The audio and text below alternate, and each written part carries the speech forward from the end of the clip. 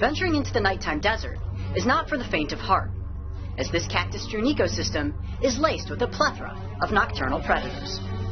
Whether it be scorpions, spiders, that right there is a black widow, sulfugids, or vinegaroons, these arachnids are certain to be on the prowl, as they use the cover of darkness to silently hunt for their prey. Look at that! Does that thing not look like an alien? All arachnids come equipped with 8 legs, and most are also armed with a set of fangs or a venom-injecting stinger.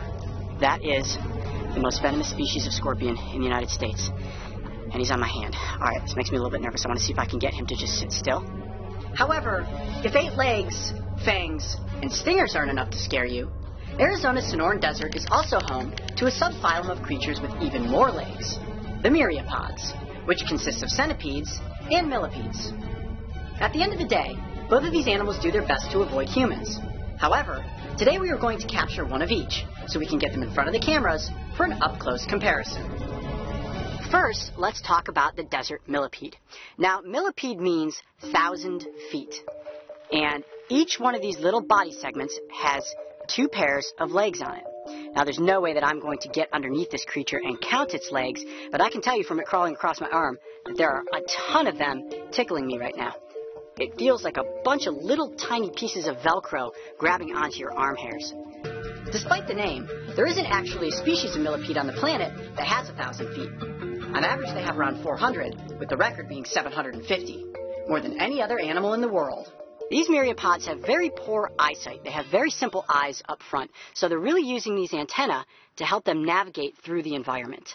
And you'll see as he dances up in the air like that, he's basically looking for what his next move is going to be. If he can't feel anything with those antennae, he's kind of like, whoa, I've run out of road here. And until he bumps into something that he can walk on, he's just going to stay put until he can get those front legs planted. Now, the millipede doesn't have many predators, and that's because these little myriapods are actually poisonous. They do have glands that run along the side of their body, and if they are really, really threatened, they will secrete a nasty orange fluid, and it absolutely stinks. I actually got it all over my hands the other night.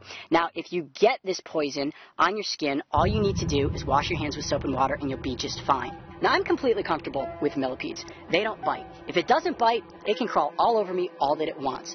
But the centipede is a whole different ballgame, and we're going to get that guy out in a second and get a close look at that venomous little desert dweller. The desert millipede is virtually harmless to humans, and if you encounter one in the wild, just admire it from a safe distance. Okay, now we're on to the part of the episode that I have been dreading. There is no good way to do this. You just have to plop him out and go for it.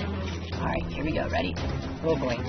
Now he's kind of like, oh, I'm on the ground and I'm on the move. Desert centipedes can inflict a very painful